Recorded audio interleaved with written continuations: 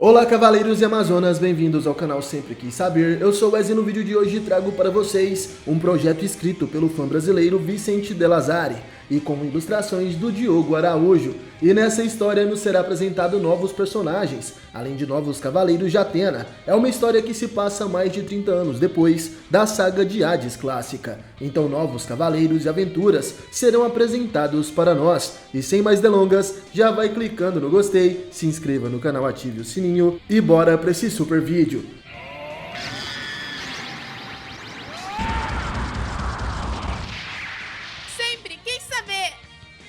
Saint Seiya desatando nós, capítulo 2, cerimônia.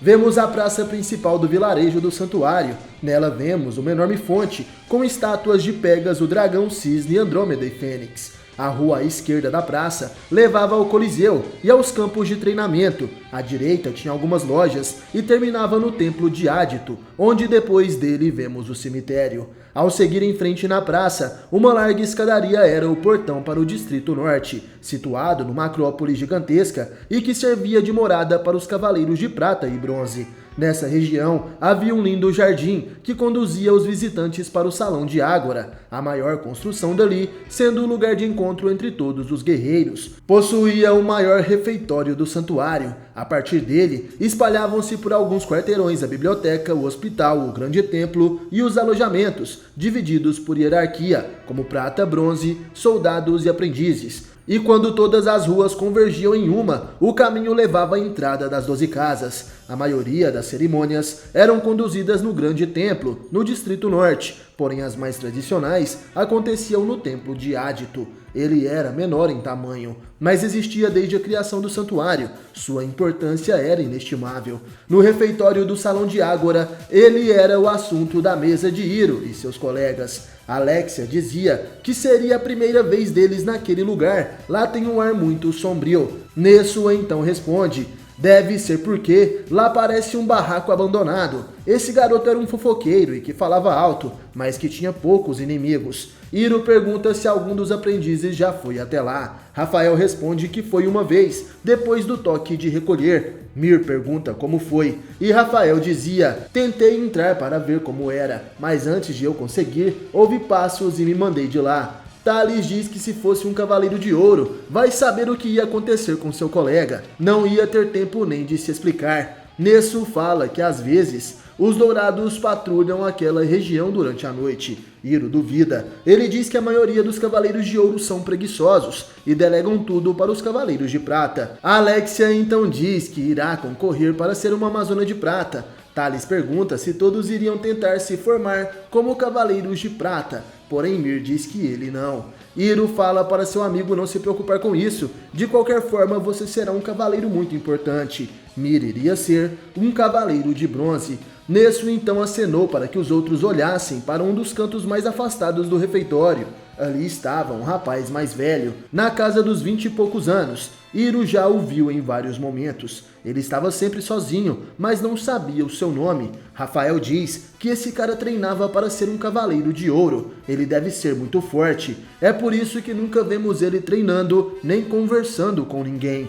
Quando Hiro olhou, o rapaz misterioso estava encarando de volta. Ele então se vira e vai embora dali, mas Hiro tem uma sensação estranha. O sino toca, indicando que deveriam voltar aos seus aposentos para dormir. Aprendizes obedeciam ao toque de recolher, mas os cavaleiros, soldados e até mesmo moradores do santuário e do vilarejo não precisavam seguir essa regra. Quando Hiro deitou na cama, sentiu o peso de anos de treinamento caindo sobre seus ombros e dormiu. Sonhou que nadava livremente em um imenso oceano de lava. Ele não sentia medo e mergulhava. O calor não lhe fazia mal e nunca havia se sentido tão em casa antes. Com uma rede de diamantes e uma lança dourada, ele procurava algo em meio às chamas. O sino então toca e ele acorda, já era de manhã. O garoto confuso tenta entender o significado de seu sonho. Ele se levanta, coloca as vestes cerimoniais e encontra seus amigos no Salão de Ágora. Dali eles vão até o templo de Ádito. Todos nas ruas e janelas paravam para observá-los. Sabiam o que iria acontecer. Chegaram ao templo de Ádito e, embora menor que o grande templo, Hiro achou uma estrutura imponente. Abrigava uma centena de pessoas. Havia várias cadeiras, para os recrutas e um grande caldeirão no centro do altar. Panos, o grande mestre, estava sentado esperando todos chegarem. Ao seu lado havia uma fila de sacerdotisas, e à frente do altar, alguns cavaleiros de ouro estavam de pé, dentre eles, Jade, a mestra de Hiro. Essa foi a primeira vez que o garoto viu ela trajando a armadura de Libra. O grande mestre então dá as boas-vindas, e começa a cerimônia de nomeação. Quando puxou um pergaminho, o templo escureceu e parecia noite. O teto refletia as constelações. Era o céu mais estrelado que Hiro já viu. O grande mestre chamou por nisso. Vemos a sacerdotisa Seika à frente do caldeirão, misturando algo com uma longa concha. Ela serve a poção do que estava lá dentro numa taça para o jovem, que bebeu o líquido. Ele fecha os olhos e entra num estado de transe profundo. As estrelas se apagaram, uma a uma, até que apenas uma constelação fica acesa no teto, sendo essa a constelação de Centauro, apresentada pelo grande mestre. O garoto acorda e o céu reacende, uma leve salva de palmas o congratula enquanto ele retorna ao seu assento.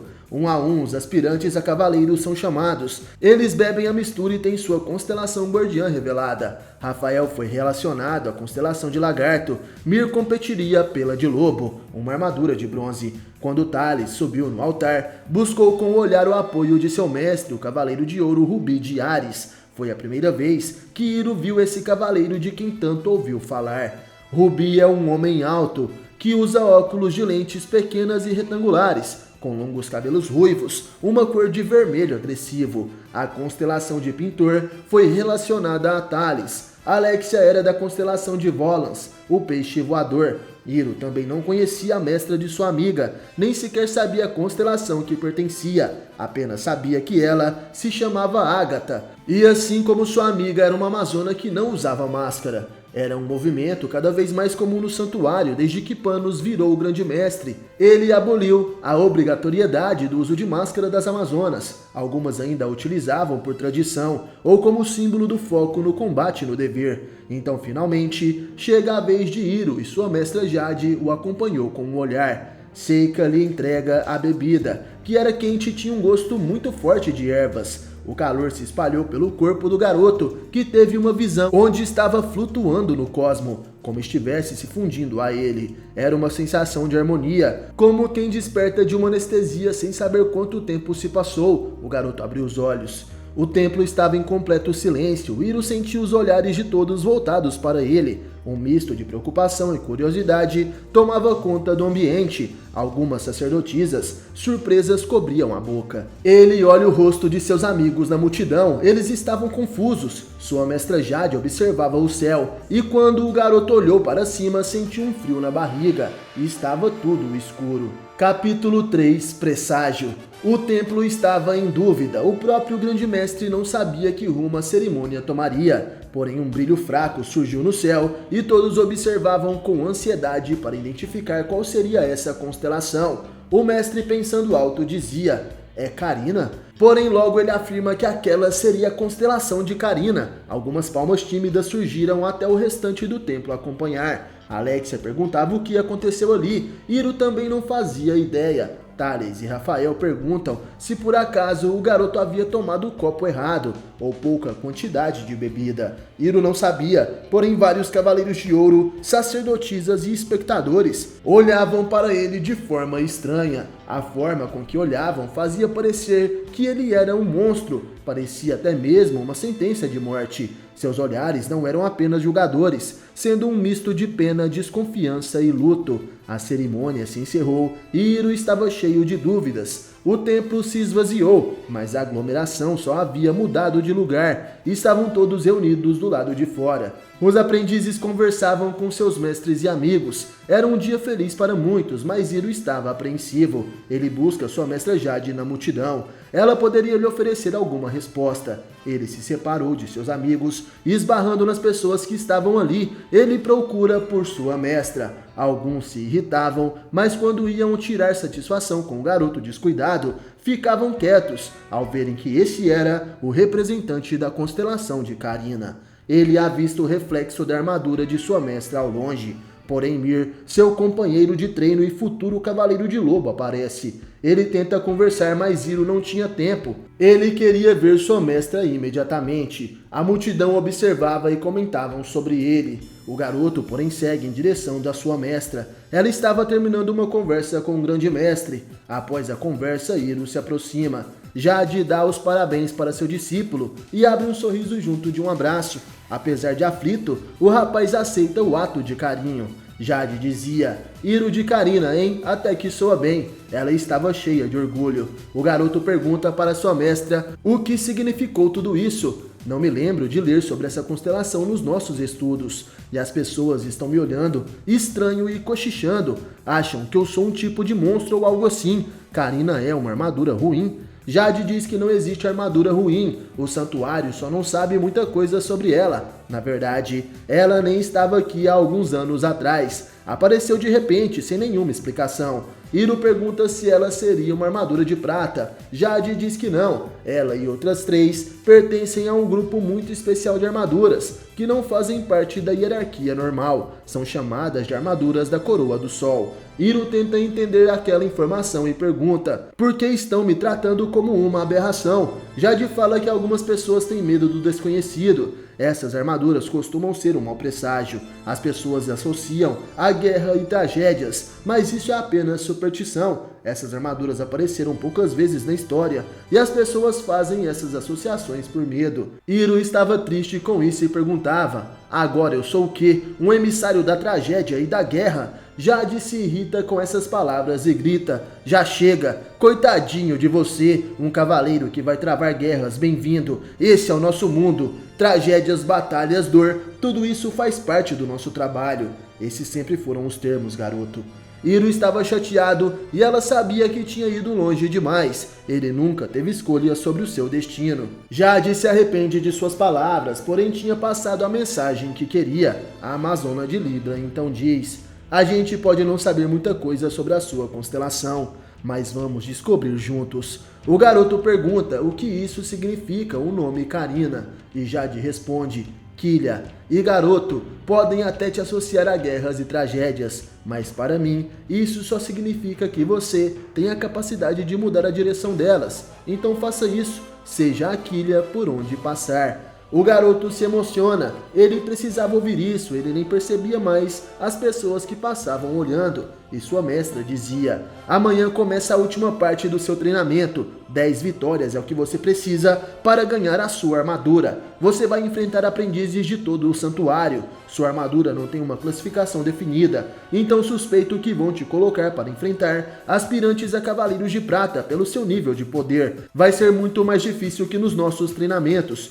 Todos os meus outros aprendizes, Big, Swed e até mesmo o Mir, vão concorrer a armaduras de bronze, então suas lutas vão ser contra oponentes desconhecidos e mais poderosos. O garoto pergunta quais eram suas chances, e Jade responde: acho que você ganha as 10 se mantiver o foco e não deixar sua cabeça atrapalhar. Seja sempre o melhor, só precisa confiar em si mesmo. Controle seu poder, não o esconda. Nesse instante o garoto sabia do desafio que o esperava. Seu cosmo então acende e da sua mão surge uma bola de fogo. Ele se animou, percebendo que tinha capacidade de manipular seu cosmo e então sorriu. Jade então diz: sem acidentes dessa vez. A mão de sua mestra ainda estava enfaixada por causa da queimadura, mas o garoto nunca tinha sentido tanta confiança em si mesmo, e assim surge Hiro de Karina. Galera, esse foi o capítulo 2 de Saint Seiya Desatando Nós. Se vocês quiserem saber a continuação dessa história, o link com os próximos capítulos vai estar no comentário fixado desse vídeo. Por lá vocês encontram também uma playlist de músicas para ouvir enquanto lê com antecedência os capítulos posteriores dessa saga. E no mais, galera, obrigado por assistir esse vídeo até o final. Valeu, falou, tamo junto e até a próxima. Você já sentiu o Cosmo?